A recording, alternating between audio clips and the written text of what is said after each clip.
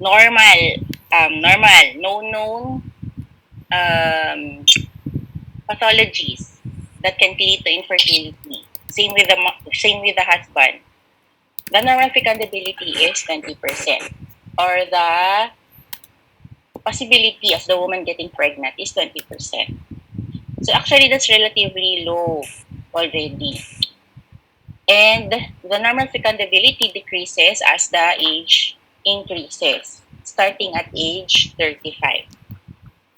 That is why in women older than 35 years old, we only give um, 6 months. 6 months instead of 1 year. So fecundability rate decreases over time, and after 2 years of trying to conceive, approximately 4% of these couples will not have conceived with a mean fecundability of approximately 0.08 or 8%. After 3 years, the monthly fecundability drops to 0.6, 0.5, and zero point 0.4 in the next 3 years respectively. So in the fourth year, 0.06 in the fourth year. In the fifth year, 0.05, and in the sixth year, 0.04%. So this would be the common causes of infertility. 30% is male, 30% is female. 25 is mostly unexplained. A large chunk is unexplained. We have the combined, which is 10%, and the remaining 5% is 5 others, or actually, it still falls under unexplained eventually. So, anyone coming in for infertility or self-fertility should have a complete history, including a sexual history. You have to ask the sexual history so that you know that if they really qualify to have infertility problems. And a physical examination. After this initial evaluation, tests should be undertaken to determine if the woman is ovulating and has parted fallopian tubes, and if a semen sample of the male partner is normal. Okay? So initial evaluation, history PE, and if everything is normal, tests should be undertaken. If the one woman is ovulating, actually this one you should also be able to at least assess by the gynecologic history or the menstrual history. Has parted fallopian tubes, and the request for semen analysis for the male partner. So this sums up what I just said.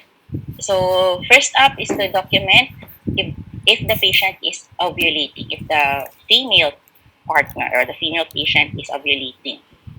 For the male partner, request for semen analysis, and then test of ovarian reserve for the female. The hormonal evaluation is one of the last tests that we usually do, especially if the patient or if your patients have a limited budget. So the first three is the most essential or one of the first tests that we do initially. We do the hormonal evaluation, as hormonal evaluation are usually expensive and usually for educational purposes already, or if the patient is to undergo in vitro fertilization. So how do you document? Sorry, this one is documentation of ovulation, not evaluation. So patient should have a history of regular menstrual cycles. To document, she should have a mid-luteal phase urine progesterone of 3 to 5 nanograms per ml.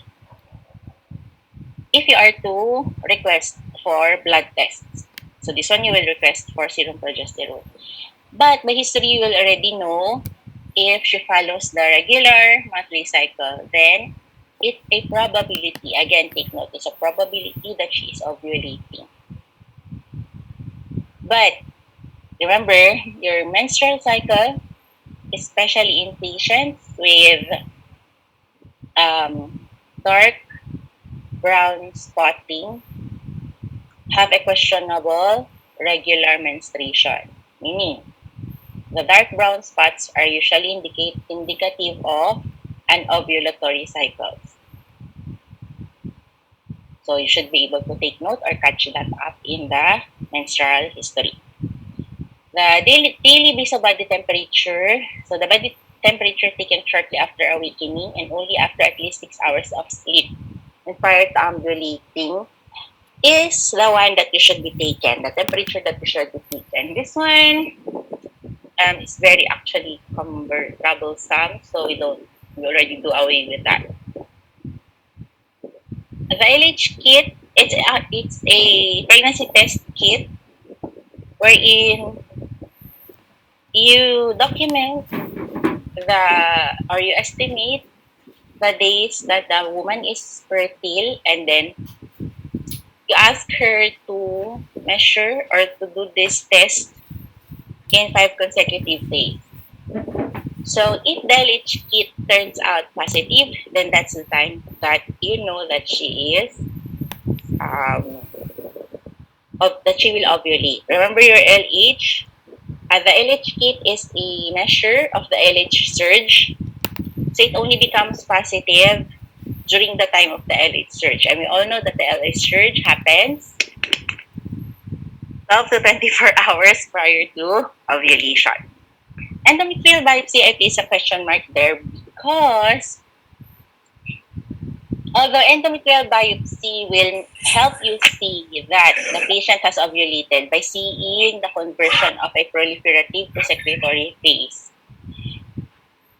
it's it's actually destructive for the patient. Meaning, what if during that time she's actually pregnant in the very early phase of pregnancy, the pregnancy test won't be positive. So if you do endometrial biopsy, you might be harming the pregnancy itself. So it's a matter of ethics and practicality. We only do endometrial biopsy if there's already a known indication to do so. So for the male partner, we do semen analysis as 30 to 30, 20 to 30 or 32%, 40% of infertility, it may be the sole factor. So the male partner should abstain from ejaculation for 2 to 3 days before collection of semen sample. Actually, it depends on the laboratory that is doing it. But the standard for those doing semen analysis is 3 to 5 days. The entire specimen should be collected because the initial fraction contains the greatest density of the sperm. So it should be done at the laboratory site as sperm motility begins to decline 2 hours after ejaculation, and the sperm dies at a higher body temperature, higher or lower body temperature. Okay, so this is the WHO cutoffs. This is what we also use to diagnose abnormalities in the semen analysis. So a sperm volume lower than a sperm concentration lower than 15 million per ml is termed as oligozoospermia. A total motility of less than 40% or progressive motility of less than 32% is astenozoospermia. A percentage of normal forms lower than 4%, so 3 and below, is termed teratozoospermia. A combination of all is oligoastenoteratozoospermia. If it's just a motility and sperm concentration, it's oligoastenozoospermia. So how do we test for ovarian reserve? Usually, we do this for women who are over 35 years old, those who underwent ovarian surgery, and those who are treated with gonadotoxic drugs or who underwent pelvic irradiation. And those patients with endometriosis. And this is done after 6 months of attempting pregnancy. But if the patient is already more than 35 years old, those this more than 35 years old, they underwent ovarian surgery, and with history of gonadotoxic drug or pelvic irradiation, we already request for ovarian reserve. So what are the possible tests of ovarian reserve? You have the day 3 FSH, your anti-Mullerian hormone, and the antral follicle count. The FSH is taken day 3, day 2 or day 3, as they are, this is the, during this time that the FSH is at its basal value. An elevated FSH of more than 10 milli-international units suggests decreased ovarian reserve, and a value more than 20 connotes poor prognosis. Actually, a value of more than 20 can already present ovarian failure or that the patient is already menopause. We have the anti-Mullerian hormone, which is more useful and more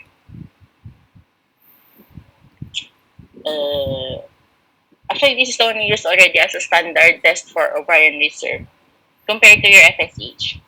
This one is produced by the granulosa cells of small growing follicles and is highest in young women, and it becomes lower with reproductive aging. It's unlike your FSH, it does not vary in the menstrual cycle, so you can have it tested anytime, unlike the FSH. That's why it's what we prefer. But as the best test, the standard test is the EMH. Take note, the standard test is the EMH, but the best test for ovarian reserve is the antral follicle count. It has the best correlation to the ovarian reserve. It's taken on day 2 to day 4 of the menstrual cycle, and presence of 3 to 10 antral follicles means that the patient has a good ovarian reserve. It's 3 to 10 per ovary. Okay?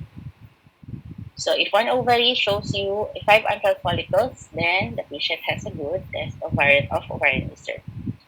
Usually take antral follicle counts on one ovary only, as in one menstrual cycle, only one ovary is active and the other ovary is in the resting state or in its latent phase. So these are the value of, this one is a table of the ovarian reserve screening test. And as you can see, we use in FSH, our cut point is 10 to 20. The EMH, actually, the higher the better. It should be 0.2 to 0.7, but value of 0.5 is considered poor prognosis already. Patients with PCOS have a high AMH values, which in this case we cannot use them as test of ovarian reserve, but we can use them as a guideline for giving hormonal treatments if they are to undergo in vitro fertilization. Your AFC or the antral follicle count is the normal is 3 to 10 antral follicles. The inhibin, we do not have that, so I didn't discuss it. And the CCCT or the clomiphene citrate challenge test and the day 10 FSH has a cutoff of 10 to 20%. It has a limited use already, and it requires drug administration. So we usually do not do that already as a ovarian reserve test. And the clomiphene citrate challenge test is not applicable for patients with polycystic ovary syndrome. So what is the use of ultrasound in the diagnostic evaluation? Aside from it can be used as it can be used in determining the antral follicle count. It also detects other pathology like fibroids, endometriosis, adenomyosis, and the presence of polycystic ovaries. Sorry. What about hysterosalpingography? Your hysterosalpingography or your HSG determines tubal patency. It also gives a visual assessment of the intrauterine cavity, and Mullerian abnormalities can be seen through this imaging modality. It is done during the week following the menses, approximately day 8 to 10 of the menses. And because this uses installation of a contrast, prophylactic antibiotics are administered to the patient prior to the procedure. So this is an example of a hysterography, hysterosonography, HSG of a patient with bilateral hydrosalping. Okay, so this is the uterus and these are the dilated tubes. This one is just the vaginal canal that was filled. No, this one is the speculum. I'm sorry, this is the speculum that was also blocking the vaginal canal. So the speculum is the one used to instill to help aid in the installation of the contrast. Other tests. Postcoital test. This is done wherein the couple are asked to have an intercourse, and then after you collect the fluid in the posterior fornix, and then you examine in the microscope. This one, the postcoital test is not what's this? It's already obsolete because it tells you nothing. It only tells you that there is a sperm that reached the posterior fornix, and so it tells you that the male has a sperm, and that is all it tells you. Hysteroscopy is hysteroscopy and laparoscopy are what's this? Last resort. These are your last resort modalities, and usually are only used if there is you have already seen a pathology, or if everything else are normal, then you resort to hysteroscopy to evaluate or see the endometrial lining, and then laparoscopy to evaluate the usually tubes. The advantage of these two is that you can already also do treatment. What about TSH? The TSH is used as because of the thyroid hormone can also be a factor in infertility. So usually in patients that have difficulty conceiving, they are I suspect hypothyroidism. So if there is, especially if the patient has oligo or amenorrhea, request for TSH. And if it is abnormal, then refer to your friendly endocrinologist. So treatment. First, we go with the medical treatment. You have your clomiphene citrate, your gonadotropins, synthetic FSH and LH, and letrozole.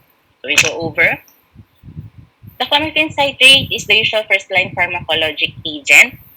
It's a ovulation-inducing drug that is a mixture of the N-enzoclomipene, which act as an estrogen antagonists. Meaning they target binding sites on the hypothalamus, blocking negative feedback of the estrogen. So this is given for 5 days on days 2 to 3 of the menstrual cycle. By acting as estrogen antagonist, if the estrogen, the negative feedback is blocked, therefore you have more FSH that is released. So more FSH release, you have a more follicles recruited, which your goal is to have a good follicle. You have a follicle conducting environment, which will facilitate either one or two development, more than one development of more than one follicle. Another ovulation inducting drug would be aromatase inhibitors like your letrozole. Actually, it's only letrozole is widely used. Is the only aromatase inhibitor that is widely used for inducing ovulation. So the mechanism is it also inhibits estrogen production during the 5 days of administration, with a negative feedback causing an increase in the FSH level. So what's the the advantage? The advantage of using letrozole is that it doesn't cause thinning of the endometrium. With clomiphene citrate, the higher the dose you give, the higher the tendency of the drug to cause stunting in the proliferation of the endometrium. So we do not want that, because we want that during ovulation you have a nice, not so thick endometrium. So letrozole is an alternative for patients with polycystic ovary syndrome that may be responsive to clomiphene citrate but has a thinning of the endometrium. Or if patient is not responsive to clomiphene citrate, then our second drug of choice would be letrozole. The gonadotropins are your last resort for ovulation induction. Yeah. And when there is no response to clomiphene citrate, your CC is clomiphene citrate or letrozole. Close monitoring using ultrasound and estrogen level determination is important to assess the adequacy of the response and to avoid ovarian hyperstimulation. Metformin and other insulin sensitizers. Metformin and other insulin sensitizers inhibit ovarian androgen steroidogenesis and act on the endometrium. It is given at a dose of 1,500 milligrams per day, and this should be titrated because of the adverse effects. The metformin, this one is especially widely used for patients with polycystic ovary syndrome because it counteracts the effects of the clomiphene citrate on the thinning of the endometrium. It also is thought of to increase the effect of the clomiphene citrate. So because of the adverse effects, which are diarrhea, secretory diarrhea resulting to severe weight loss if it's not titrated. It can also cause nausea, vomiting, and dizziness. Other therapeutic modalities. So this one is especially true in patients with polycystic ovary syndrome or obese patients. Lifestyle modification, diet and weight loss, and check glucose and lipid metabolism. Ovarian drilling, this one is also a last resort. If you already gave gonadotropin therapy, you already give clomiphene, you already give letrozole, and the patient is not responsive, we do ovarian drilling via laparoscopy. So what about the uterine causes of infertility? Uterine causes would be uterine adhesion or your Asherman syndrome. There is presence of myoma or a polyp and presence of septum. Tubal causes can be either proximal or distal. Proximal if no dye enters the tube during the HCG, the diagnosis is proximal tubal damage. However, you rule out tubal spasm, especially if it's bilateral. Distal, as you have seen in the HSG, is usually due to either PID, endometriosis, or post-op adhesions. Repair can be done via mini laparotomy or laparoscopy. And of course, the success of conceiving should be discussed with the patient, and it depends on how pathologic the tubes are. For the male infertility, if patient has, so this one, if the first semen analysis is abnormal, that is abnormal. Repeat. Okay? If it's still abnormal, refer the patient to a male infertility specialist. Meaning you should have 2 abnormal results before you refer to a male infertility specialist.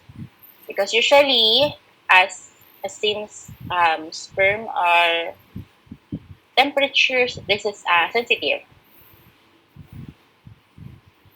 Or sometimes the technician or the andrologist is not that experienced.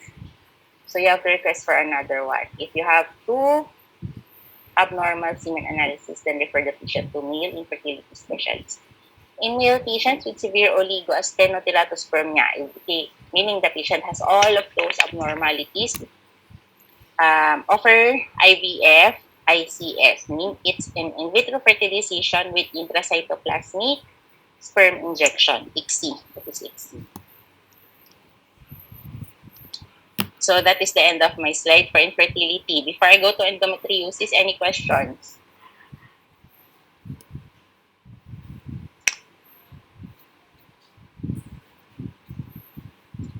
I think I am asked for 20 points for this one. I won't be asking much on IVF, just about indications. Okay, since there are no questions, I will go to endometriosis. This one is longer than infertility. Should be giving more questions in this one. Anyway. So, endometriosis is the presence of endometrial tissue outside the lining of the uterine cavity. It is proliferation of the endometrium in any site other than the uterine mucosa. If it's in the uterine muscular layer, then it is called adenomyosis. It is common in reproductive age women. The true incidence is not known because not all will report symptoms, and it's not it cannot be easily diagnosed in some women. 7 to 10% of the women in the general population, give and take. 50% of the 7 to 10% in the premenopausal women, 38% in infertile women or those with fertility problems, and 71 to 87% of patients presenting with chronic pelvic pain. There is no racial predilection, and there is familial association. Etiologic theories are the following. You have the retrograde menstruation, coelomic metaplasia, activation of embryonic rests, lymphatic and vascular metastases, immunologic changes, genetic predisposition, and iatrogenic dissemination. So the hypothesis is that there is these peritoneal macrophages undergo mutation because of the growth factors. So, activation of the growth factors will cause the implants to attract more monocytes. And then, more monocytes attracted, it will cause inflammation. So, your chemokines, with the retrograde menstruation and presence of the endometrium, retrograde menstruation or your peritoneal mesothelium, with the activation of your interleukin-1, your tumor necrosis factor alpha, and your other interleukins. Upon activation of the natural killer cells and the T cells, this will cause toxicity. Mali dapat to. Anyway, I wasn't able to. Okay lang to honestly when I change parts. Sorry. Okay. So your natural killer cells, the peritoneal macrophages, and the granulocytes causes cytotoxicity, which causes the inflammation and the endometriosis. Anyway, the point of this is that your chemokines aids in the further proliferation of the um, endometriotic cells, which further aggravates the symptoms. So because of the increased abnormal immune cells in the peritoneal fluid, there is, again, increased secretion of your cytokine and the growth factors that stimulate proliferation of ectopic endometrium and androgenesis. Is it a cause or a consequence? It's actually both. It is a cause and a consequence. More of because of the immune presence of the abnormal immune reaction, which further aggravates the symptoms. Actually, it's a cycle that goes continuously. So endometriosis is 6 to 7 times more prevalent among first-degree relatives of affected women than in the general population, meaning that a patient with suffering from endometriosis have a first-degree relative that is also likely suffering from pelvic endometriosis. Endometriotic lesions have molecular abnormalities that relate to estrogen, meaning they are more responsive to estrogen than those with no endometriotic lesions. And in these cases, local estrogen concentrations are increased by abnormal aromatase activity. And there is also absent 17 beta hydroxy dehydrogenase and no progesterone expression. So the diagnosis, well, before, misdiagnosis is common and causes delay in management for years. Progression of symptoms, meaning if you aren't able to treat, to diagnose and treat immediately, it will cause increasing infertility and reproductive failure. Also, progression of symptoms, especially in cyclic pelvic pain, can also cause misdiagnosis. Often these patients will be presenting in the emergency room with severe abdominal pain on the first or second day of their menstruation and are diagnosed with acute appendicitis. Anyway, it's a horror story. So, clinical strength physical examination, actually clinical history, can already pinpoint around 78 to 87% of cases. So, classic symptoms are cyclic pelvic pain, infertility. In 1 to 3%, 1 in 3 patients, they are asymptomatic and may have variable symptoms. Some would have dysphagia, hematuria during a menstruation. The mechanism of pain is due to inflammatory cytokines, presence of focal bleeding from implants, and irritation and direct infiltration of pelvic floor nerves. And for the mechanism of infertility or subfertility, because of presence of focal bleeding, it can cause distorted anatomy. Because of the increased inflammation, it interferes with oocyte development and early embryogenesis, and it also causes decreased endometrial receptivity. For the manifestations, classic findings are fixed retroverted uterus, presence of scarring and tenderness posterior to the uterus, and these are, in your physical examination, described as nodularities.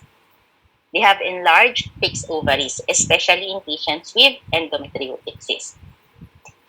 And ayun, there is the fixed retroverted uterus already.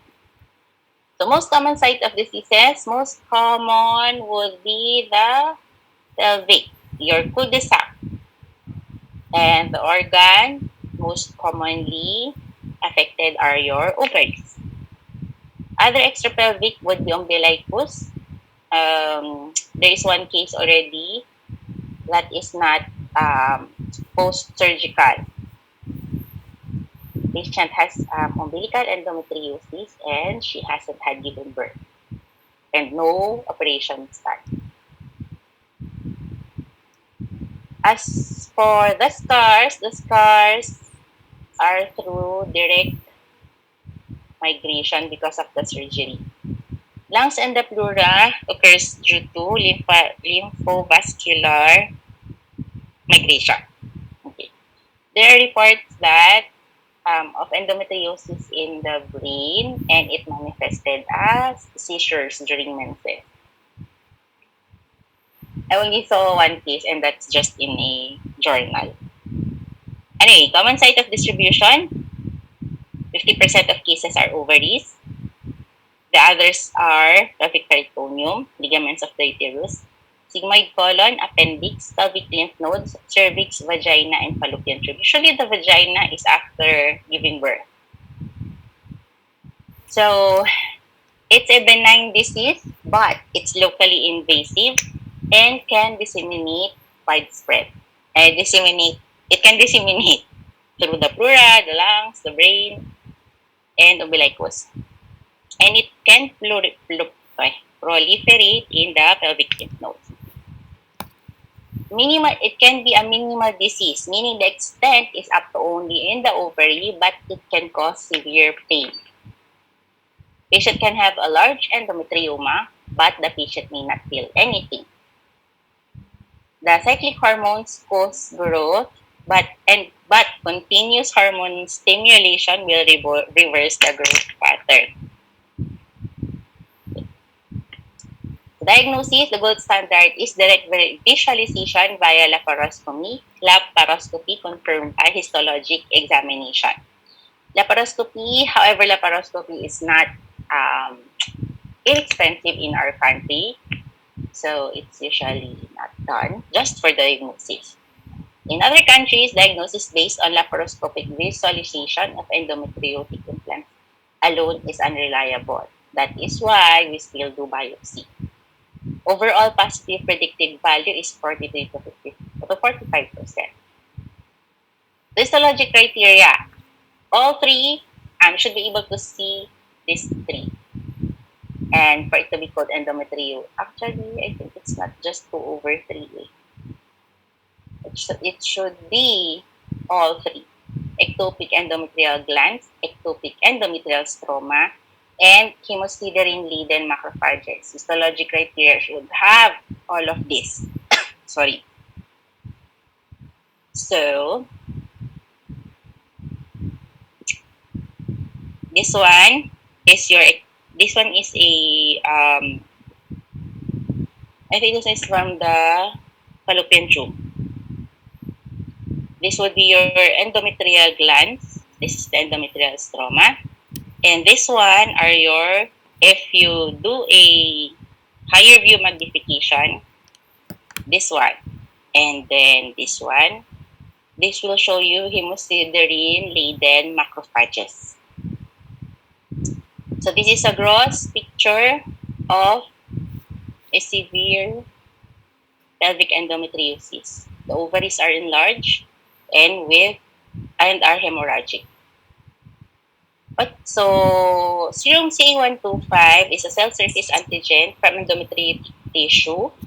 It isn't used for screening or for diagnosis, but it helps in the monitoring of the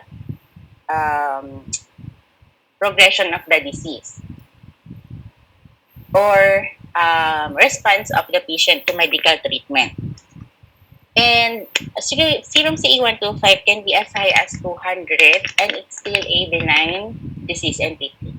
But a serum CA125 higher than 300 international units, which should warrant a further investigation to rule out a malignancy, possible malignancy. So imaging. Since we do not always do laparoscopy, the transvaginal ultrasound done by a good sonologist is equivalent to MRI. But it should be a gynecologic sonographer. In the lack of having a trained sonographer to do that, MRI can be requested. So this one are examples of your imaging studies for endometriotic cyst. The cyst is usually described as physically enlarged with ground glass appearance or mixed level echoes. As for the staging, so there's a staging, but the staging is not used for malignancy purposes. It is used for to gauge how distorted is the anatomy. So the higher the stage, the higher the stage, the more likely it is distorted, the more likely it is difficult for the patient to conceive. So it's not for it's not a staging to classify it as a malignant or if it's a severe one, but it's actually a guide for us fertility specialists to gauge how hard it will be for the patient to get pregnant. And what is the next step? So it can range from stage 1, which is minimal, to stage 4, which is severe. It depends on the location and depth of the disease and the extent of the adhesion. So this one is an example. This one. You can look for the revised AFS staging system of the pelvic endometriosis in the internet. It's readily available. So let's go there. Okay. A score of 1 to 5 is minimal. A score of 6 to 15 is mild or stage 2. A score of 16 to 40 is moderate. Presence of bilateral endometriotic cyst and obliteration of the cul-de-sac is already 40. So it's already severe. Meaning the anatomy here is already distorted, and the least you can offer for the patient is artificial insemination. Medical treatment.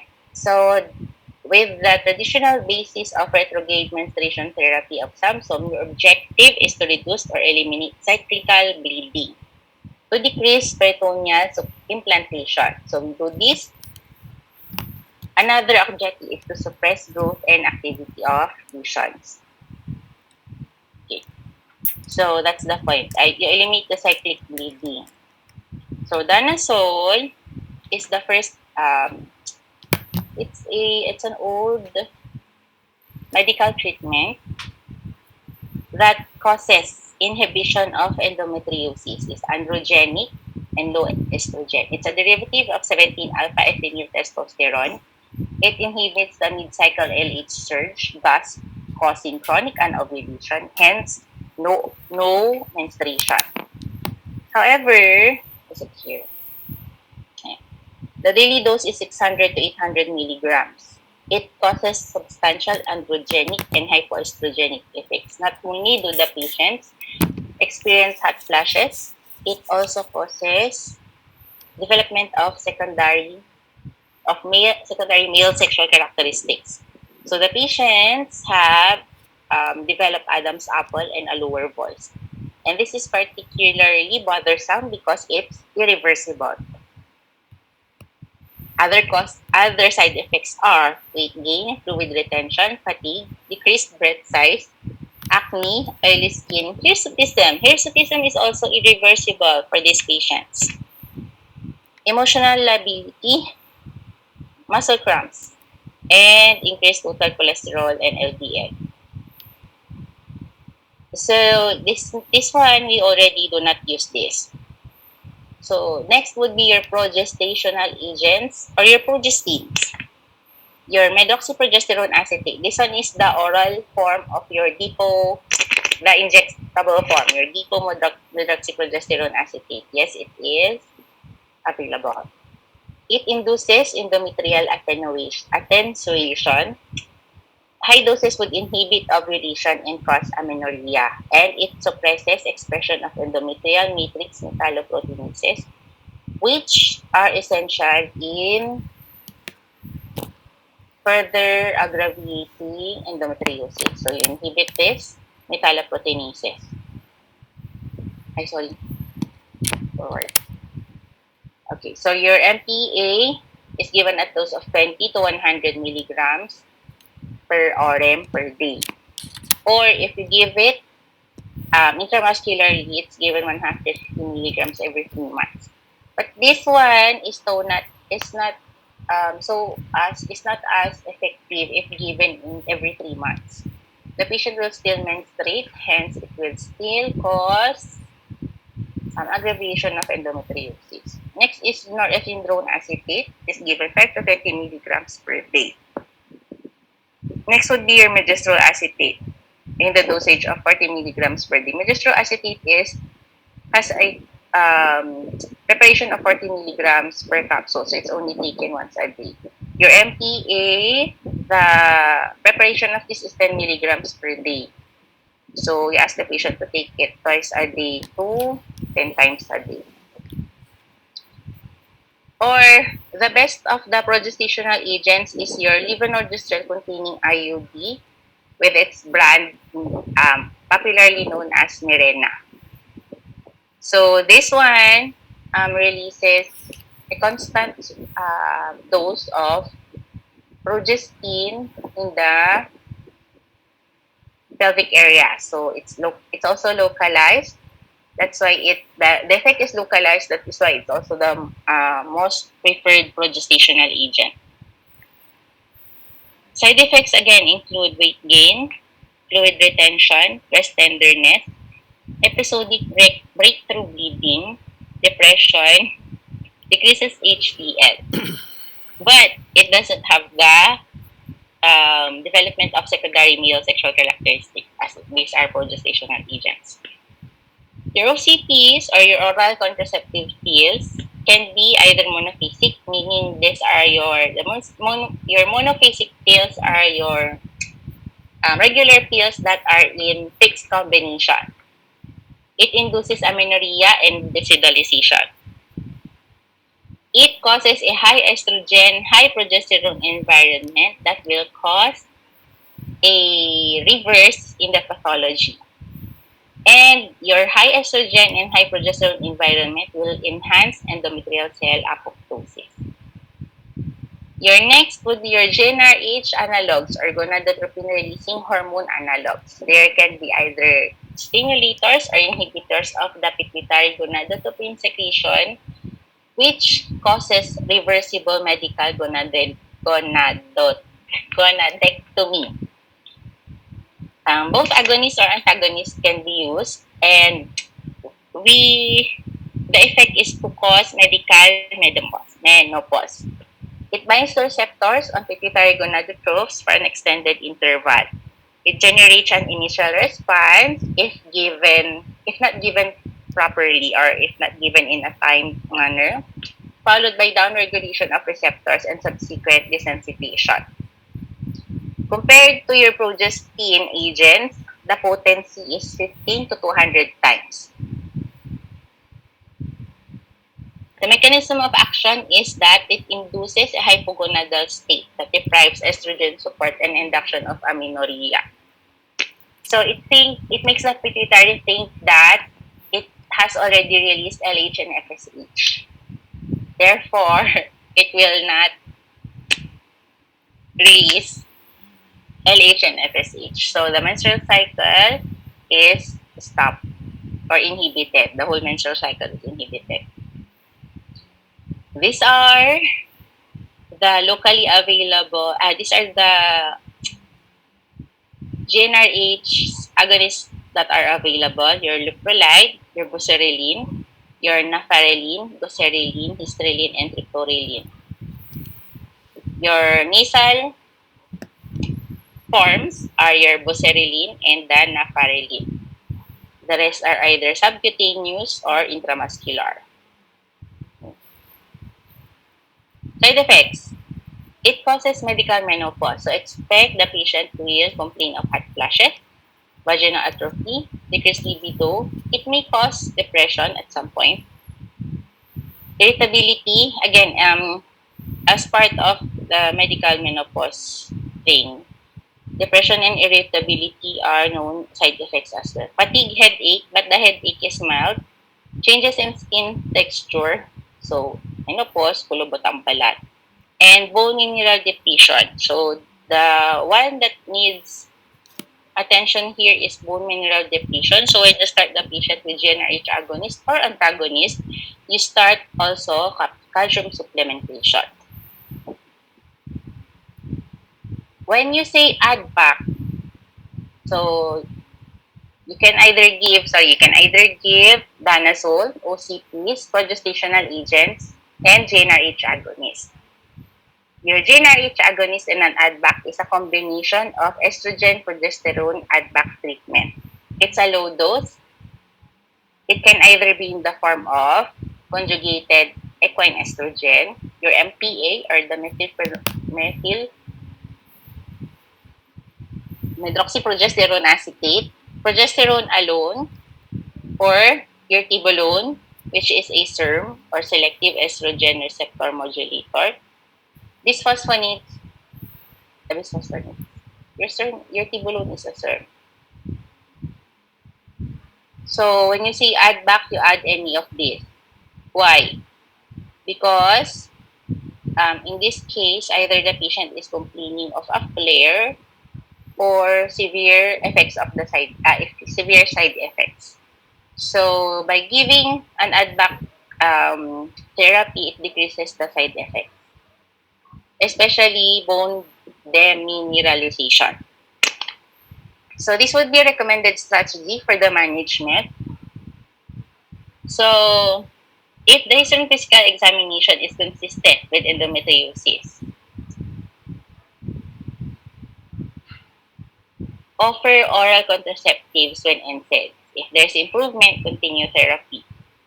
If there's no improvement, use the GnRH agonist with add-back therapy. If there's improvement, continue therapy. If despite giving GnRH, there's no treatment, consider other diagnosis or you may do the laparoscopy. In presence of adnexal masses, request for an imaging.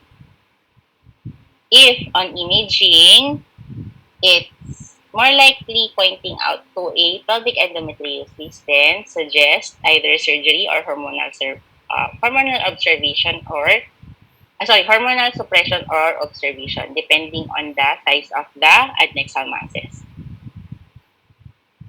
So your GnRH agonist, compared to your progestational agents, they do not have adverse effects on serum lipid and lipoprotein concentrations associated with danazole or high progestin treatment. Currently, GnRH agonist treatment is limited to 6 months because of a negative effect on the bone mineral density. If you are to give more than 6 months, then give an add-back, especially bisphosphonate. Women of reproductive age being given GnRH agonist lose as much as 2.3% in their bone mineral density. A monthly GnRH agonist formulation or a 3-month formulation improves patient compliance. So you have the monthly injection or the 3-month formula, which is 1 dose for 3 months. The add-back therapy of hormonal replacement therapy may extend the GnRH treatment beyond 6 months as it decreases the bone demineralization effect. GnRH agonist suppression prior to stimulation protocols for IVF, it also improves pregnancy rate. So especially in patients with stage 4 diseases, we offer GnRH suppression prior to undergoing in vitro fertilization. These are your GnRH antagonists. Remember, we first described the agonists. These are now your antagonists. We only have 2 available, the cetrorelix and the ganirelix. This will I will ask this in the exams. Your GnRH antagonist blocks pituitary GnRH receptor and suppresses gonadotropin secretion but without the initial flare. The initial flare is it's a side effect that is encountered in GnRH agonists. It may be associated with histamine release and causes rapid and predictable recovery of the pituitary ovarian axis upon cessation of treatment. Aromatase inhibitors, though not as popularly used in medical suppression, it is a cytochrome P450 enzyme that causes a localized the enzyme is localized primarily to the endoplasmic reticulum of ovarian granulosa cells, liver, brain, and testes.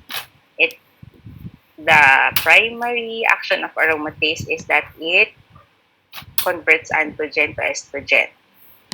So by administrating inhibitors, you decrease the further production of estrogen from the androgens.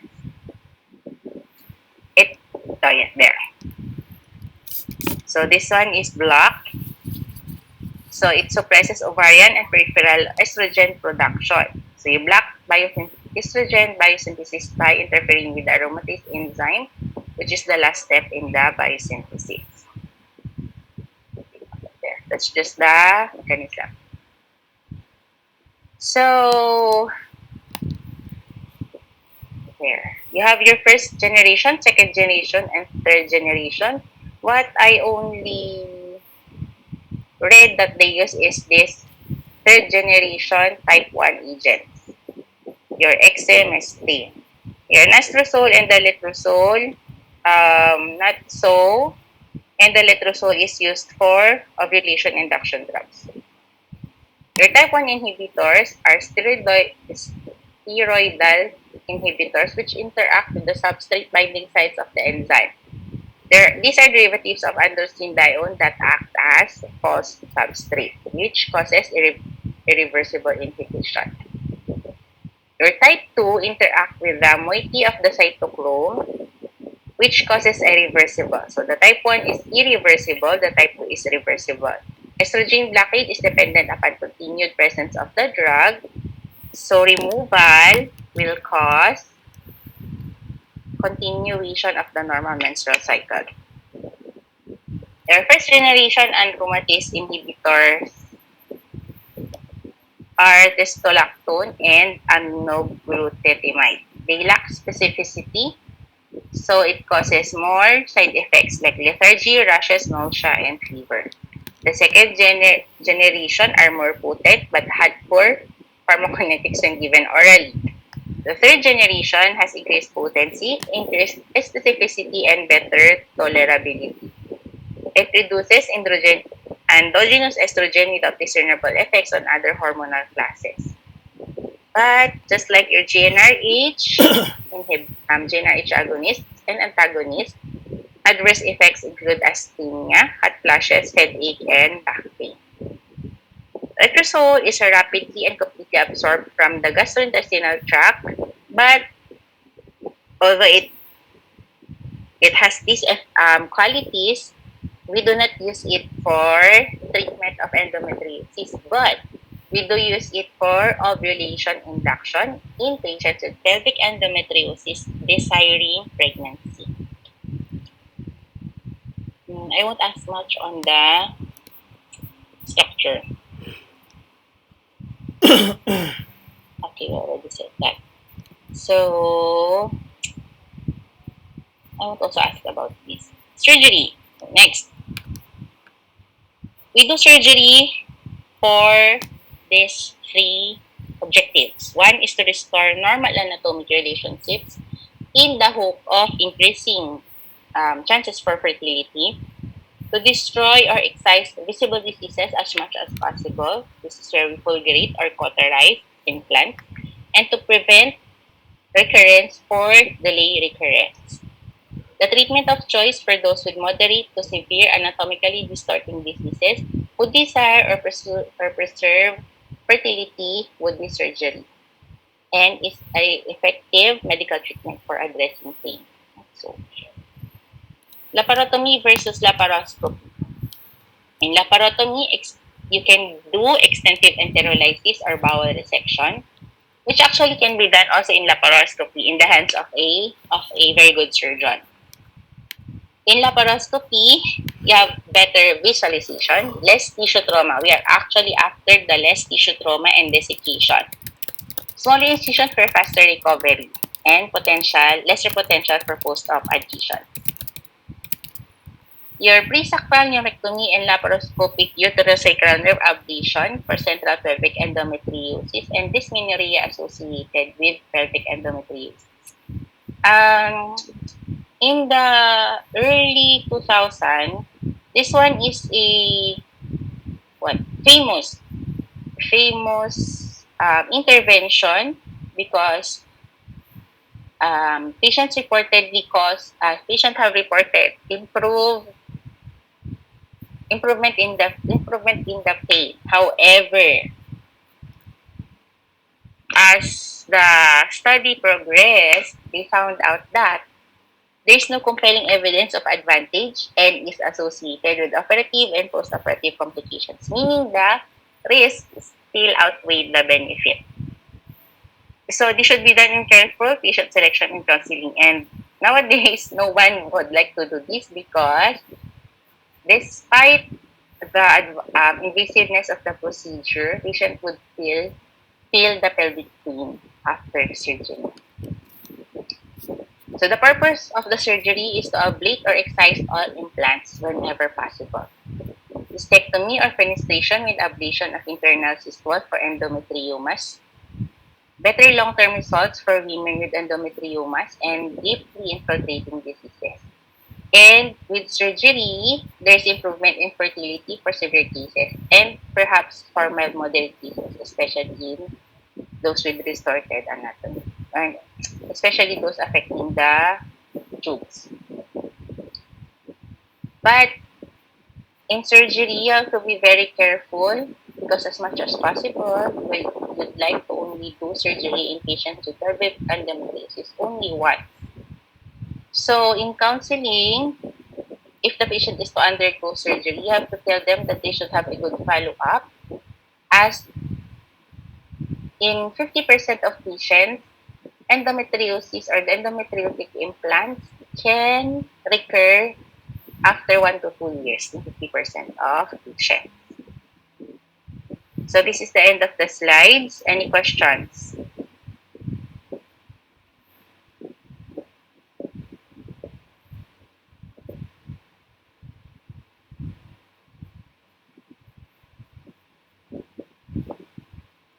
To the distorted anatomy, can you still? There's a question. Due to the distorted pelvic anatomy, can you still insert? Okay.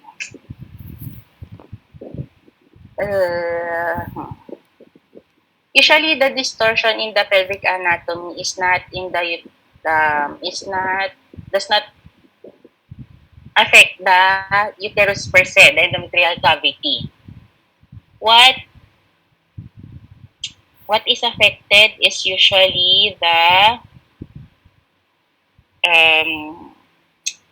fallopian tubes and the ovaries. So if you have to insert the IUD, the IUD is only in the endometrium. So the uterus is usually not affected in the distortion.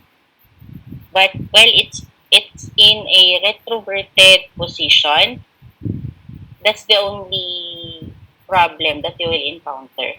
When we say distortion, it usually involves your fallopian tube because take note that for your fallopian tube to catch the egg, they should be in a proper position with the ovary. In the presence of adhesions and what's this enlarged ovaries and This,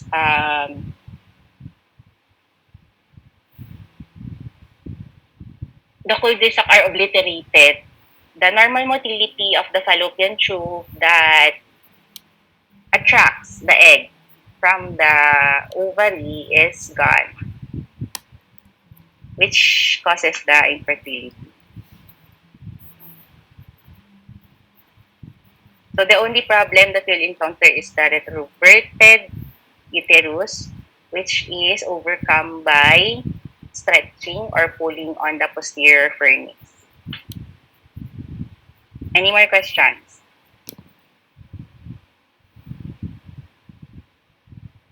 Now for this exam, you should take note on the etiologies of your endometriosis. The retrograde menstruation, the coelomic metaplasia, that one.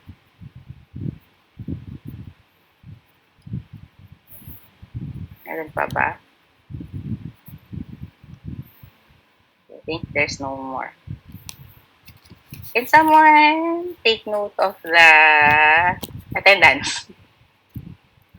Dok, Zoom po to ng office, sila po nagko-connect. And the OB leaders, So, just in case automatic meron na. Yes po, Dok. Okay, so I'll see you Saturday for your OB2. And then you'll have your exam next week. Ay, next week po pala yun. Yes po, Dok. Okay. Kayo rin kasi I will be your proctor also for the next week, diba? Can we meet again ng Mondays for your 10 to 12 Saturdays in exchange of your 10 to 12? Yes po, Dok. Okay. I-message ko na lang po kayo. Yeah. Pag-remind ako, Hana, Yes po. matanda na ang lola ninyo. Okay. So, pwede na tayo natin i-end to, no? Bahala na ang college. Yes po. Thank you po, Dok. Okay. Thank you.